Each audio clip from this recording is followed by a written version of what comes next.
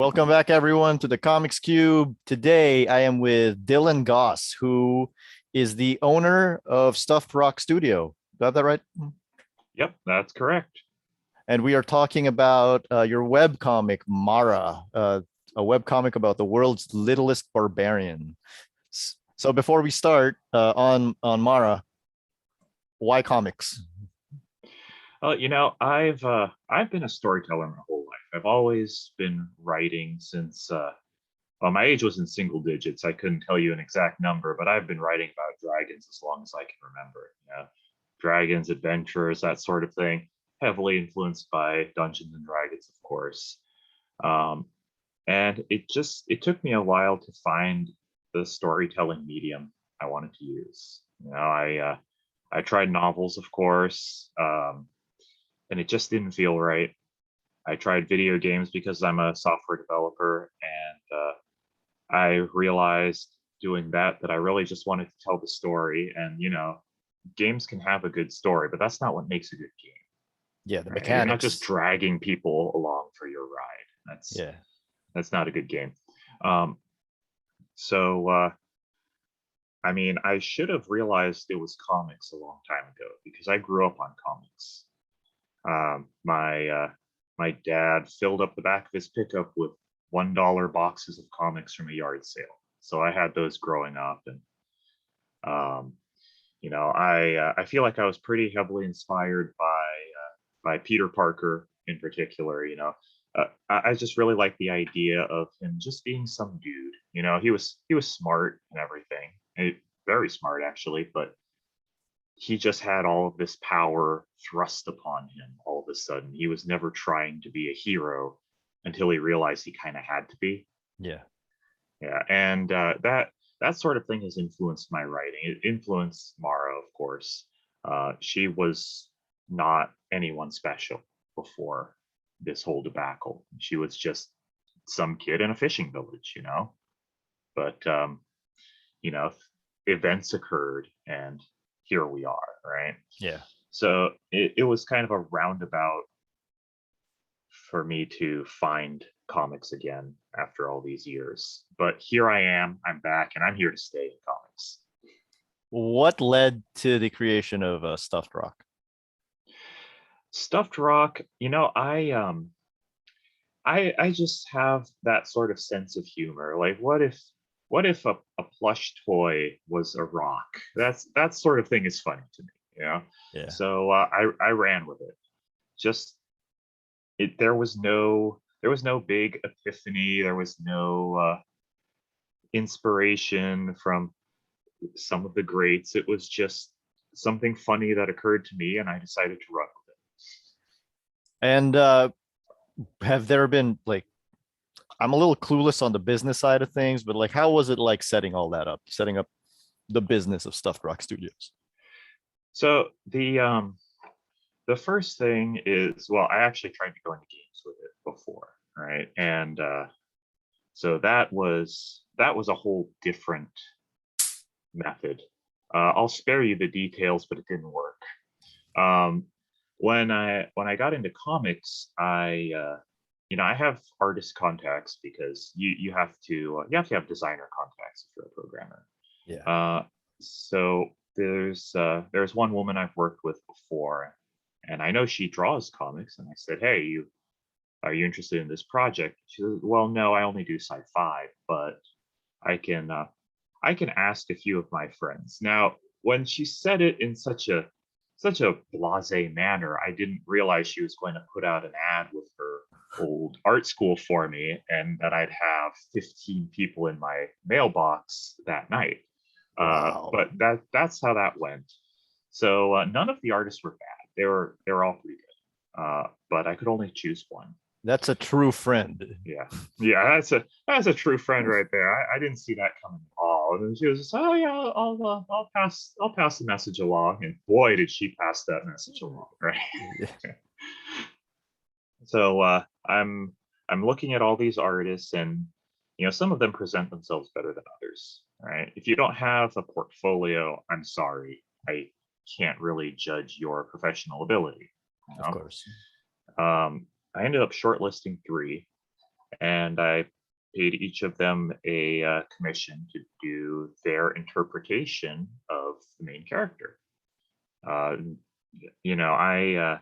I didn't say, "Oh, her hair is this long." I just gave basic details about the tribe and the world, and of course her age, uh, and I would answer any questions they had. But I wanted to see where they would go with it, and what their take on storytelling was. All right, and they had very, very different results. But the one that Rosie drew really clicked. In fact, her influence is why the comic has such heavy influence from the Inuit. Originally, it was more Viking. There was some Inuit inspiration in there, but it was more Viking. And Interesting. yeah, when when we had our conversations about the world, I got to learn about her method of storytelling and her interpretation of what I was telling her, and I said, "Yeah, you know what? This is great. I like this direction more than the original direction." Um, so that combined with the fact that I really just loved what what she sent back, I knew that's the person I was going with for the illustrator. Yeah. It's awesome. For everybody watching this who might just really want a quick description, if you had to give an elevator pitch for Mara, what would it be? Elevator pitch for Mara. Okay. So it's a world of monsters, magic, gods, spirits, and one little girl who is a lot stronger than any little girl should be. But she's realizing the world is a whole lot bigger than she ever imagined. So she's both well equipped to handle it physically and also mentally over her head. Oh yeah, absolutely. I went with that age because I wanted the youngest person I could who I thought was fully cognizant. Now, obviously, she doesn't have the mental faculties of an adult. But if you think back on your childhood memories, yeah, you probably have memories from 3, 4 years old, but a lot of your memories are going to be, I guess I was maybe 5, but by the time you're 8, you can remember very clearly, yes, this happened when I was 8 years old. Yeah. And I didn't want her to be much older than that because I wanted people to not take her seriously at first. Once she proves herself with that giant axe, it's hard to not take her seriously. But I wanted that initial first impression to be, "What are you doing, kid? Go home." Of course. Who is the target audience for this book? Target audience, people who like Conan the Barbarian and Princess Mononoke. I feel like we have some influences on both, and of course, Mara herself as a character is pretty heavily inspired by Daphne Keene's performance in Logan. I can see that now that you mention it. Actually, I was in the theater and I was just like, "Oh, that's going in. That's going in." So how long have you been working on Mara? As a story, I worked on it for quite a while. I would say about 2 years as a story, and just my own writings. And last December, oh, I'm sorry, we've hit a new year, and I totally forgot. December 2020 is when I reached out to artists. Well, when I reached out caught to it before I did. Yeah. You caught it before I did. Yeah. Yeah, I started a few days ago. It's great. No. Yeah, I started about a year ago, just reaching out to an artist and getting 15 in response. And we started releasing April 8th. April 8th of 2021. Yep. What would you say is the central theme of the book, the message that you're trying to send? Well, the central theme is about it's kind of a philosophical one about whether quality of life or simply life is more important. And we touch on that in the first chapter when when the spirit wolf is like, "Hey, I got to do something, or she's going to die," and his his buddy, the bear, is just like, "No, you're going to destroy her mind." It's like, maybe I won't. Well, that's a big maybe, right? And if you destroy her mind, what kind of life is she going to lead? But if I don't do this, she is going to die. I'm very sure of that. So Life that's has qualities and death does not.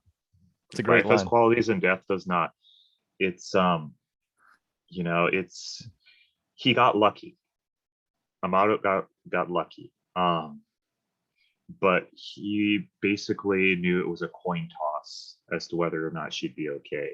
But in his mind, a coin toss was better than no chance at all. And people are going to think differently. Other characters are going to think differently. You are going to have other people saying, "This isn't okay what you're doing." And his response is, "It has to be done." And I'm not, it, for my part, I'm not taking a side on that because I don't want to influence what readers think. I want them to make up their own mind. Is it okay that this ancient spirit is dragging a little kid along for this big adventure? She has killed a whole bunch of people, right? And that's I got to say, that's not healthy. It's not how I want my daughter's life to go, right? But it's great that you're going to leave that ambiguous for people Yeah. to make up their minds. I I feel like for thought-provoking stuff, especially since the main character is a young girl, so I feel like something like this would appeal to that age group, and that's the kind of the age where you start thinking about those kinds of debates in your head, those existential debates. Um, I am fascinated by you saying that Rosie introduced the Inuit influence into the book. There was Yeah. some already. For instance, Amaru is actually Inuit for wolf, and the reason he's just called wolf is actually because there was an ecological disaster, unprecedented scale, uh, that set the sky on fire, and there's no more day-night cycle. There's no more winter. Her tribe used to be like an ice fishing tribe. They were much more like the real world Inuit people. Uh, but as a result of this disaster, they had to drop a lot of their traditions in very short order, how they dressed, how they fed themselves, even. Um, and they had to start trading when they were previously self sufficient. That resulted in them losing their native language. So they have some writings, but because no one alive at the start of the book spoke their native language, they mistook Amado for a proper noun. So that's what they call him now. Yeah. And because he's a spirit, uh, his name became that. The way my lore works is that spirits and gods are sustained by worship, and if this is what your followers call you, that is your name. That makes sense. Speaking of your lore, you talked about how Mara is going to discover that there's a much bigger world out there. How much bigger are we talking about? How many chapters are you looking at here? It's not fully paneled out, but we have estimated 20 chapters. With a definitive ending, or Definite ending, yeah. When it ends, there's no, and somehow Mara came back. It's it's over. It's over. And I do have other comics I want to write, so I won't be lingering on Mara forever. And what's it like working with Rosie? Like, what is the process that you use? How tightly do you script, and how much does he change from your script and all that? The scripts are actually pretty loose. She has a lot of creative freedom in that regard because whenever she makes any change, it's always an additive change, you know. And I think that's the important part for anyone who wants more creative control is that you should never be taking away from the source material. You should only be adding to it. Yeah. So the scripts we've gone through different formats, right? You know, how do you want this done? You know, I'm hiring you to do a job, but obviously I want you to have the fewest hurdles in doing this job. So we went through different ones, and I don't lay out every single panel. Okay. I don't feel it's necessary to lay out every single panel. Some panels will be more tightly scripted than others when I have a more definite idea of how I want something to look. But for the most part, she has quite a lot of creative freedom, and I think it works well that way. And how much do you do any this is set in the obviously in the past, but do you do any research for these for the lore for these different cultures? How much research do you Oh, do? absolutely. You know, you can get caught up in research on the most basic of details. I can anyway. Yeah. When I'm writing, I'll realize that I don't necessarily know something and break off into research on that. The Some of the things that I had to look up were like desert survival techniques. Mm. Um, yeah, and a lot of a lot of the desert survival techniques were not obvious to me at all. For instance, obviously, you want to conserve water, but one of the methods people use to do that is to place a hard object like a pebble uh, in between your cheek and your gum, and that will curb your thirst so you're not wasting water drinking Mm. water when you don't necessarily need to. That was a new one to me. I had never even thought of something like that, right? Never For even heard of it. yeah, That's well, it was fascinating. new to me. Yeah, Yeah. it was new to me.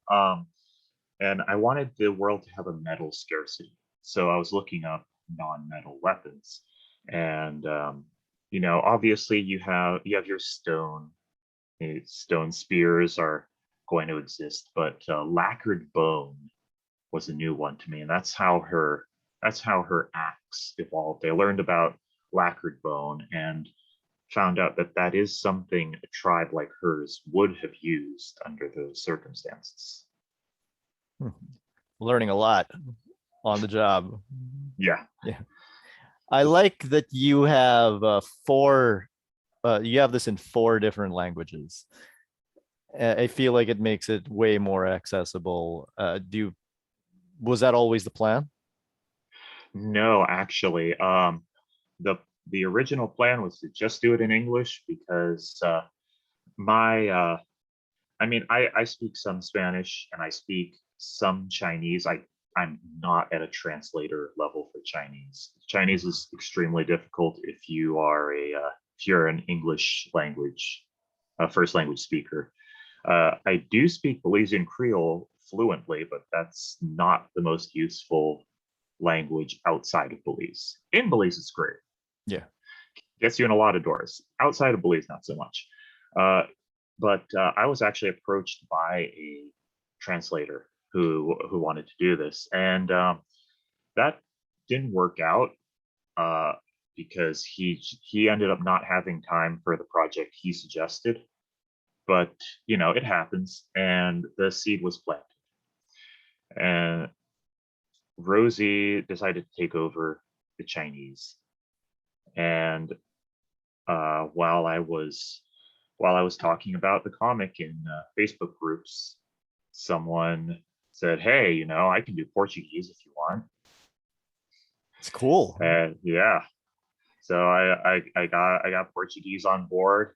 The original translator had suggested Spanish, so I decided to go with that too. You know, it's a very common language. Why not? Yeah. It gives the book it gives the series a whole multicultural feel. Very cool. Yeah, yeah. I would like to expand into other languages as well. You know, we'll get there.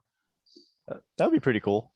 Well, uh, you can add Filipino to the list at some point. Absolutely.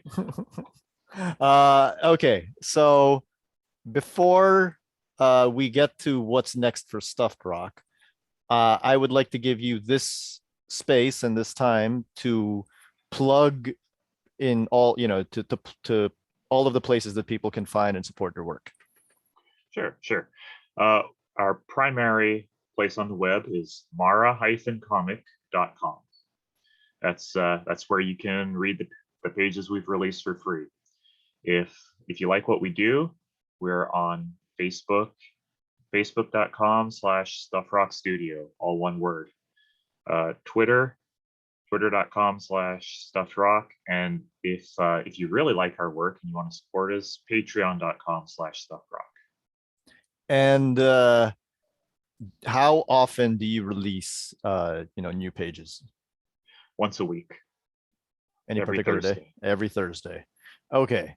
And what is next for Stuffed Rock once Mara's done?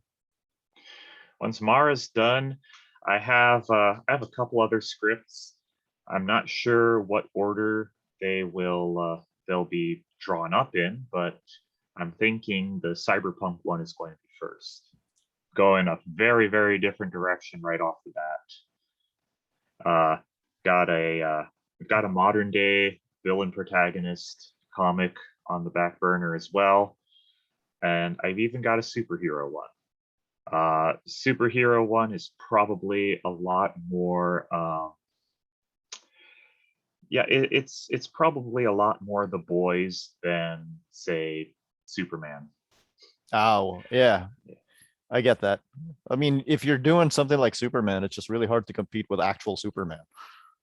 Yeah, and I have this problem with Batman too, is that the protagonist is the most boring part of the comic for me. For Superman, for Batman, the villains are just they're really good, and well, not all of them. Not all villains are going to be amazing. I mean, Of course. they've been writing they've been creating Batman and Superman for so long that some of them are not going to be good. That's just. But I think for the most part, the villains are pretty good, and they're what makes it good. So if I'm writing something, I'm not going to emulate my least favorite part of my influence. Yeah. Yeah. Yeah, with Batman, I always say Batman is the most boring thing in everything he's in. That Yeah. thing could be great, but he'd be the most boring thing in it. Yeah. That's why I really liked I really liked this animated movie, the Suicide Squad animated movie, where he was just the boogeyman. They were the protagonist, and he was the boogeyman taking them down. Yeah. That was great. I think that's a good role for Batman because he makes sense hiding in the shadows and not really being in the spotlight. I can see that. It's hard to put a guy like that in the spotlight, you know? It's too domineering and it's Yeah. too perfect. And I forgot to ask this question earlier, actually. Who would you say are your biggest influences when it comes to writing comics? Ooh, my biggest influences when it comes to writing comics. Well, I'm a big Jim Zub fan. Mm-hmm. He's actually a great guy. You ask him a question on Twitter, and he will respond. He'll help you out. He actually has a blog for people who want to write comics, giving advice, and it is extensive. If you can't find useful advice on his blog, you are not writing comics. I will I'll go out on that limb because it's just that good. He has his DMs open, so I just messaged him like, hey, I'm starting up a comic. Do you have any advice for me? He's like, matter of fact, Dylan, I do. What's the biggest piece of advice that you got? Biggest piece of advice I got, I actually remember verbatim. Artists are not drawing robots. I feel like that line alone really influenced how I went into this and how Rosie and I worked together. Because yeah, I've seen the Marvel method when it comes to scripts, and it works for them. They're a machine. You gotta keep putting it out, and you have to have a specific standard of how things are done. And I understand that. They're a big company, but Stuffed Rock is not a big company at all. Uh, so we don't have to do that. And if we don't have to do that, then I'm not going to tell a creative person to not be creative. Of course. Her job is literally to be creative. And I don't know. I just don't feel like saying you have to draw exactly this is a productive way of interacting with an artist. You said at the start of this interview that you tried novels and you tried video games. But what is the one thing really that makes comics stand out for you? Is it the collaboration? The collaboration certainly doesn't hurt, Yeah. but I like visual art a lot. Novels don't really have that, you know. Uh, Depending on what kind of novel you're writing, you might have some illustrations, but unless you're doing a graphic novel, it's overwhelmingly text. Uh, for video games, well, it was just that I had to do so much besides tell a story, and I really wanted to just tell the story. Yeah. Yeah. So, uh, as far as comic books go, you get that immediate feedback, right? Mhm. You can go on and describe a full paragraph about how distraught someone looks. But if you get a good artist who will work with you and interpret that, the reader can immediately see the pain in this person's face a lot better than they will from a novel. Of course. And do you have any plans? So this is my last question. Do you have any plans to print Mara in future comics, in hardcover or paperback or anything? Yeah, actually, earlier this week, we started working on our first Kickstarter. Mara Oh, no. Chapter 1 is going to print. We're looking at a February launch. Awesome. That's awesome. Like, I'll put the link up to the Kickstarter on this video right when it launches. What are you what are Much you appreciated. what are you offering for tiers and rewards? Uh, Besides, obviously, the comic, Yeah. um, we're looking at art prints. We're looking at stickers. Everybody loves stickers; those are great. Uh, and also postcards. Uh, so a lot of U.S. comic fans probably don't have a lot of postcards, but in Taiwan, that is the preferred art print collection method. Really? Yeah, you can. My wife is a huge collector of those, right? And at first I thought this is weird, and then I went to a few more anime conventions. I'm like, no, this is actually completely normal here. You have you'll have books that are like photo albums, but they're postcard size. And that sounds cool. Yeah, and it's Yeah. just a really easy way to collect a lot of art that you like, right? Yeah. Um, so, of course, they're in Taipei in particular. A lot of people live in apartments and they don't have a lot of wall space for posters, but you got plenty of book space for postcards, right? And the most recent thing we discussed is having Mara's axe on a keychain. Oh, very cool. Very cool. Yeah, Yeah. Awesome. Uh yeah, let me know when it launches and I'll edit this video and put up a link to it. will do. Cool. Thank you, Dylan. This was great. I love Thanks for having I me. love the comic. Glad you're enjoying it. Wouldn't be worth doing if people didn't like it. Well, yeah, but as long as you're enjoying, it's worth doing. Yeah, I suppose it is. Thanks. Anytime you want to come back, just let me know. Thanks for having me.